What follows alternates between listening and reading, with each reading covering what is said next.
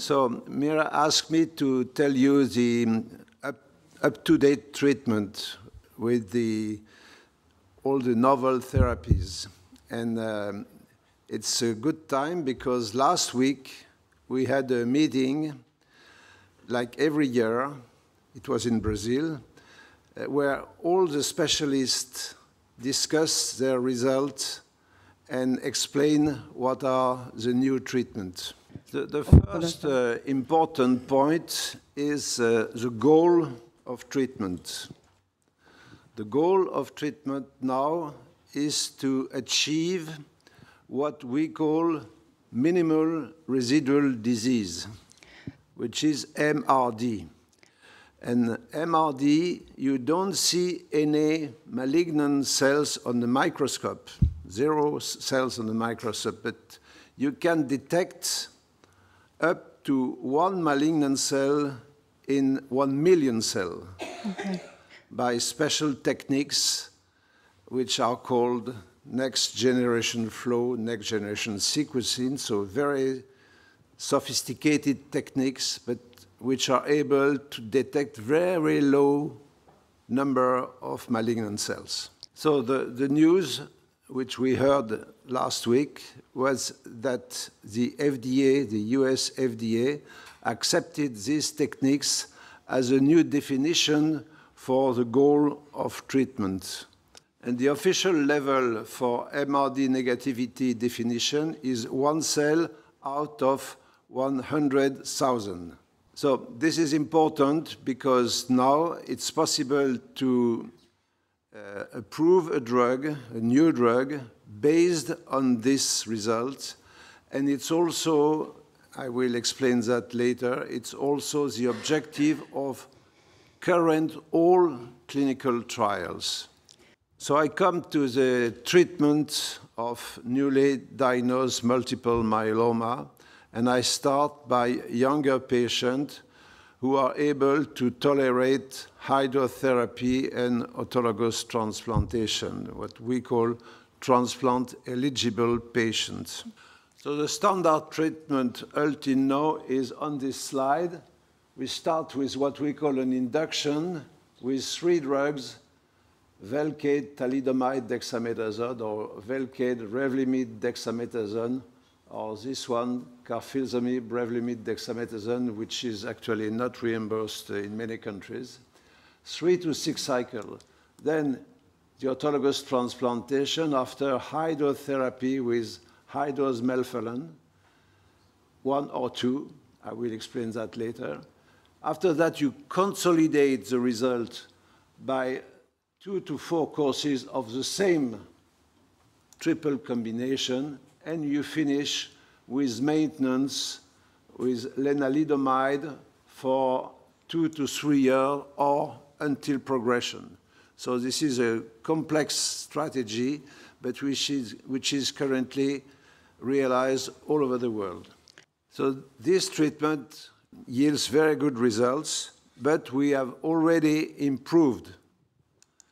And we have improved with the introduction of a new class of agent, which is called anti-CD38, and which is represented by 2 drugs, daratumumab, and another one is atuximab. I heard that you have patients who are treated with daratumumab. So currently, we add either daratumumab or isatuximab to the triplets that I just described.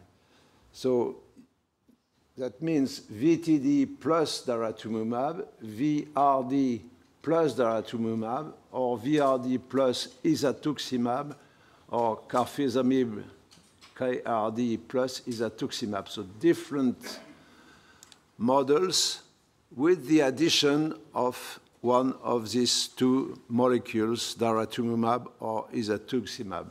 And this leads to a number of very important clinical trials. These trials are randomized. That means that we compare the standard treatment with the new treatment. And it's by chance. It's random, by chance. That is the only way to see differences between two treatments.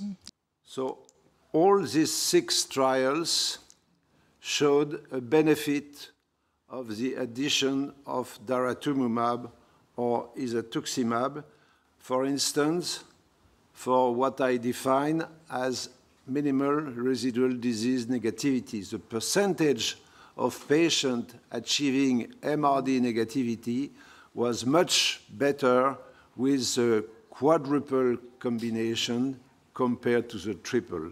We are now probably able to reach 75% of patients achieving MRD negativity, less than 1 malignant cell out of 100,000. And this translates into a longer survival without progression. All these curves show an improvement in the survival without relapse. So with this new induction with quadruple, with 4 drugs, we now question the role of what we have to do after transplant. And for instance, do we need to perform 2 transplants as we did in the past?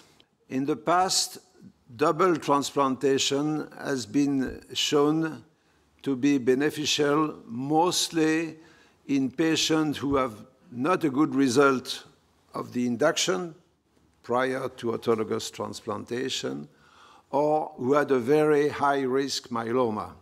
So now, with this very effective quadruple combination, maybe we don't need 2 transplants, even in high-risk patients. For instance, in France, we have a trial which compared 2 transplants to 1 transplant after a very effective induction with 4 drugs. I told you that after induction, transplantation, consolidation, we have a long-term maintenance treatment.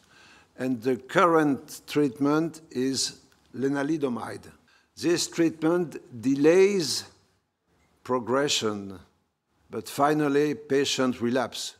So if we want to improve, there are several possibilities, and one of them is, again, to add daratumumab to lenalidomide. Currently, we are not sure that the addition of daratumumab to lenalidomide is useful for all patients. We have this trial, which is called the Perseus trial, which compared the triple VRD plus lenalidomide maintenance, the standard treatment, to the new one, daratumumab for induction, daratumumab for consolidation, and daratumumab for maintenance. And this trial shows that the survival without progression is very high and much better with daratumumab. But actually, we don't really know whether the addition of daratumumab here is useful because the patient has already received daratumumab before. So we don't know whether it is this or this which prolong the duration of survival without progression. There is an argument which is the increase of the proportion of patients with MRD negativity during maintenance here. With this one, you have more patients coming to MRD negativity than with this one, which is an argument. The only way to show a benefit is to compare after transplantation, supposing that all the patients receive the same treatment before. And this is the design of a trial which was shown at the last meeting in Brazil. So all patients are compared after transplantation lenalidomide versus thalidomide plus lenalidomide. And the combination is better. But I have to say that all patients were treated without daratumumab before. We still don't know whether adding daratumumab is useful in the patient who received daratumumab in the very beginning. So this is the conclusion.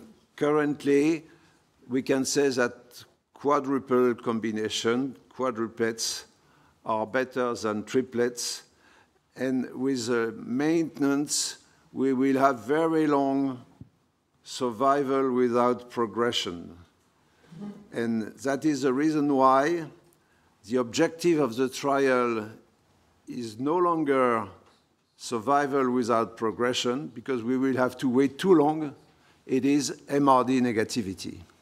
Okay, for younger patients, so we go for the progress in older patients, which is the most important because the majority of patients are more than 65 years of age and are not eligible for transplantation. And things are moving very rapidly. I would say that 5 years ago, the standard was lenalidomide plus dexamethasone. Very simple treatment, oral treatment, well tolerated, good results. That's what the standard. But 5 years ago, a first trial showed again that the addition of daratumumab did improve the survival without progression and the overall survival. So if possible, and if daratumumab is reimbursed, which is not the case in many countries for newly diagnosed patients, the standard of care is now following this MAIA trial, the combination of daratumumab plus Revlimid, lenalidomide, plus dexamethasone, triple combination. Now, older patients can have almost the same prognosis as younger patients. But maybe we can do even better, and you could do even better with this slide. I told you that the standard of care is this one.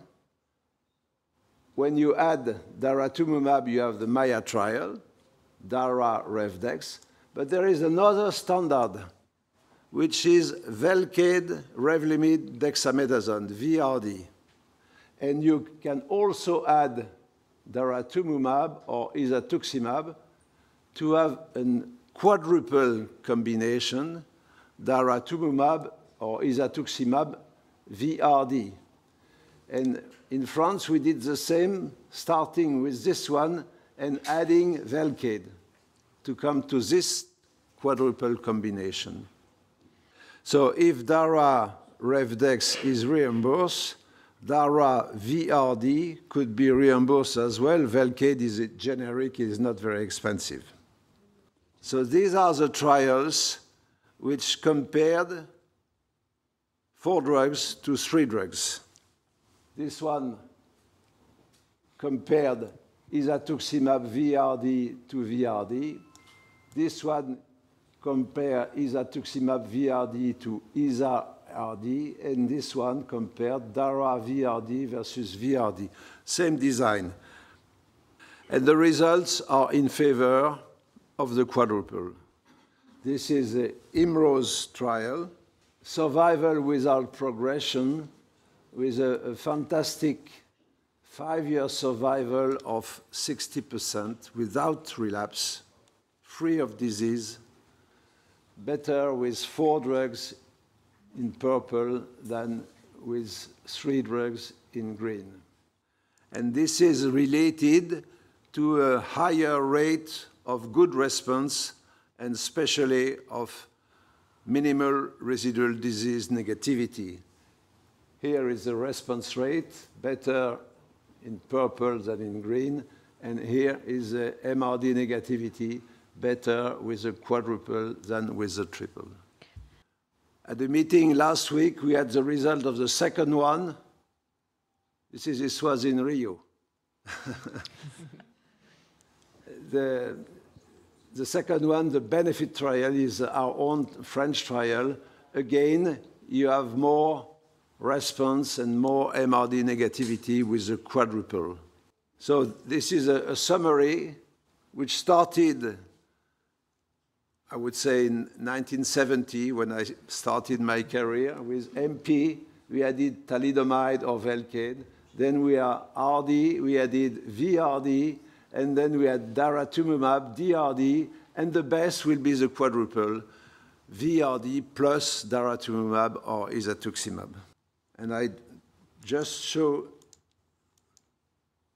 this one, which is the last trial, the third trial, Cepheus, which was presented for the first time in Rio, and exactly the same result, better result with the quadruple than with the triple. So to conclude, we can say that now the best treatment for older patients over the age of 65 is a quadruple combination of VRD, Velcade, Revlimid, dexamethasone, plus daratumumab or isatuximab. I say isatuximab because it is a French drug. Yes, okay. Is it which cheaper? Will be cheaper. Oh, will it? That's okay. We'll have it. Okay, so the last part of my talk is relapsed multiple myeloma. We hope to cure multiple myeloma. No relapse, but currently we still have relapse. Multiple myeloma is a chronic disease with relapses, retreatment, relapse again, retreatment, and we now have many possibilities of treating relapses. We have many new drugs, but the most promising ones are what we call immunotherapy, which has been used in other cancers, skin cancer, lung cancer, leukemia, but which is also very active in multiple myeloma. Actually, daratumumab and isatuximab are immunotherapy. They are what we call antibodies, which recognize a target on the myeloma cell and kill the myeloma cell. But there are more complex immunotherapy which are on this cartoon. So here is the myeloma cells. The first procedure is what we call CAR T cells. A CAR T cells is an immune cell from the patient, a lymphocyte, which has been modified, genetically modified, to recognize the target on the plasma cells. So the cell here comes to the target, which is called BCMA, and kills the myeloma cell, CAR T cell, engineered lymphocyte T for killing the cell. Another possibility is what we call antibody-drug conjugate. This is an antibody like daratumumab, not the same, which recognizes again the BCMA and which is linked to a toxic drug. So the antibody comes into the cells, attacks, links to the cell, and the drug comes into the cell and kills the cells. And the third one is what we call bispecific antibody or bispecific T-cell engagers.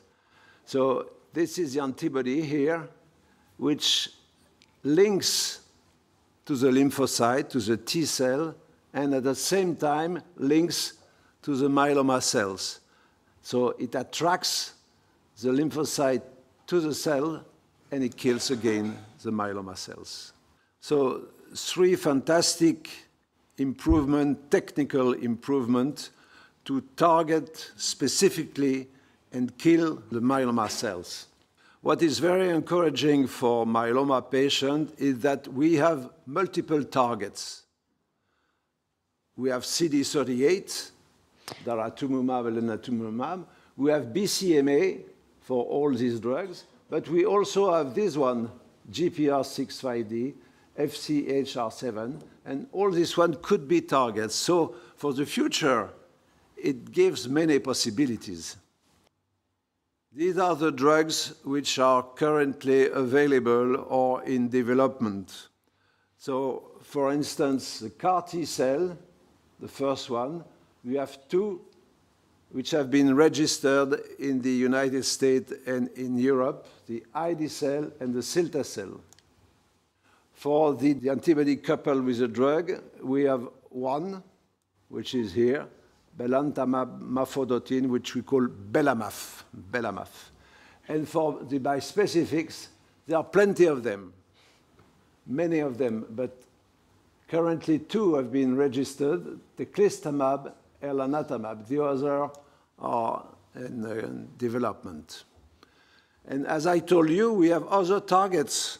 For instance, we have this one, and there is already talquetamab, which has been registered by the FDA and by the European Agency. And you have this one with not yet registered, so plenty of possibilities. Obviously, all these drugs are very expensive, and it's difficult to obtain the reimbursement in many countries. So in many countries, the best way to have the drug is to be included into a clinical trial. So very rapidly, I give you some ideas of the result we can achieve. First, belamaf. We thought that this drug would disappear because 5 years ago, the results were not very good, 30% response, and a very special toxicity, ocular toxicity. So the future was not good. But at the last meeting, international meeting, last week, we had the result of 2 studies with belamaf in combination with other drugs. And the results are very excellent. The DREAM7 with belamaf plus Velcade plus Dex, which here in orange, which is better than daratumumab Veldex, which is a classical relapse treatment. And here's a DREAM8, belamaf pomalidomide, another drug active in relapse. Yeah. Same family as lenalidomide. Dara-Pomdex versus pomalidomide Veldex, and again, the new combination is better. So it could be a revival of this drug because these results are really excellent. And of course, we still have the problem of ocular toxicity, but we now know how to manage. We delay the injection of the antibody to reduce the ocular toxicity. The drug is approved in Europe, but currently is not reimbursed because the results were not good. But the pharmaceutical company will apply for, again, trying to obtain reimbursement in combination. This busy slide is just to show you the initial result of the 5 other licensed drugs. ID cell, a CAR T cell, which is study KARMA-1, cilta cell, a CAR T cell with this study, teclistamab, a bispecific antibody, elranatamab, a bispecific antibody, and talquetamab, a bispecific antibody directed to another target. So these are the 5 licensed new drugs, new immunotherapy. What I want to show you is that these drugs were tested in very advanced multiple myeloma patients who have already received a large number of combinations for relapse. For instance, here, the median number was 6,655, but some patients had received up to 20 lines of treatment. So very, very end-stage multiple myeloma with no other possibility, the end of the disease. And you see that they were refractory in the great majority to all drugs, to the Velcade class, to the lenalidomide class, and to the daratumumab class. So no therapeutic possibility. The first CAR T cell gave 1/3 of response, which has 1/3 is not much, but remember that there were no possibility. So it was licensed based on this result, 33%. The second one was really a revolution. A revolution. Cilta-cel gave almost 100% response, including 2/3 of complete response, end-stage patient. And this translated into median survival without progression of 3 years. 3 years more in patients who had no possibilities. What is interesting is that only one infusion, only one treatment after this is finished. Of course, this injection is very expensive. In France, is 350,000 euro. This treatment induced new toxicities. They didn't like the price. They didn't like the price. This is? They did not like the price for one injection. I understand that, but some economists did the analysis of what they call cost effectiveness, cost versus efficacy. And these drugs is cost effective because it is in place of very expensive, less expensive, but very expensive, with daratumumab, for instance, that you give for months. But more importantly, the survival is much longer with this treatment. So, of course, it's very expensive, and in many countries, we don't have access currently. Even in France, this is a very restricted access to this drug. I finish by showing this. These are the special toxicities. One is called CRS. That means cytokine release syndrome, which is a sometimes very severe syndrome with fever and low blood pressure. And this one is neurotoxicity, which was unexpected. So these are limitations of this treatment. Rapidly, the 3 antibodies here, they have approximately the same efficacy. Roughly 2/3 of patients, again, end-stage patients, achieve remission, including 1/3 of complete responses. They have much less special toxicity, much less CRS, or much less neurotoxicity, but they induce infections and even long-term infections. So it is necessary to take prophylactic measures like antibacterial or antiviral prophylactic treatment or prophylactic IV or sub-Q immunoglobulins. In my country and in many countries, the drugs are not reimbursed if there is no evidence of the superiority of the new drugs compared to the standard treatment by a randomized trial. So that is the reason why the company performed these randomized trials for ide-cel, for instance. This is a randomized trial comparing ide-cel versus the best treatment for relapse. And you see that ide-cel is much better, especially with a much higher response and complete response rate. Note that this was in a less advanced patient, 2 to 4 lines of previous treatment. That means that in the future, when we can have this drug reimbursed, in the future, it could be used much earlier. And this is the same with the other one, probably the best one, Cilta-cel. You see here, in less advanced patient, 1 to 3 prior lines of treatment, a very good result, fantastic result compared to the standard combination we use for relapsed multiple myeloma. And I finish with this complicated slide. It's just to show you that there are plenty of clinical trials which are currently ongoing in different indications. Of course, it's for the future because these studies are just starting.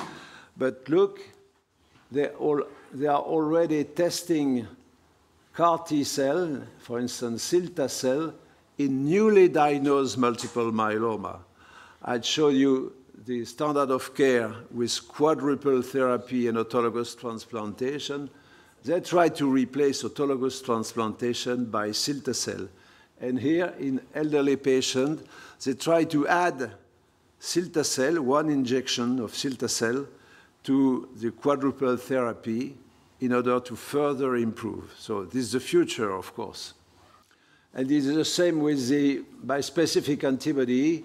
For instance, this one is in maintenance. They try to use bispecific antibody in addition to lenalidomide or instead of lenalidomide for maintenance after transplant with teclistamab or with elranatamab. Well, this is the current situation. I think that you have understood that the most important is that we are now able to reach very high level of tumor reduction, which are correlated with long survival without progression. But what is also important is that when the patient relapses, we have now many, many possibilities. So it's always possible to achieve new long remission and to increase the overall survival of multiple myeloma. Of course, for us in Europe, not only for you, but even for us in France, one of the problems is access to these new drugs because of their cost.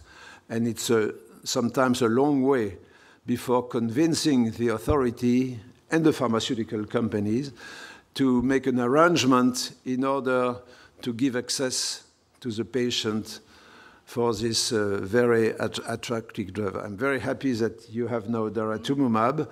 I'm pretty sure that in the near future you will have probably one or two bispecifics for relapse treatments.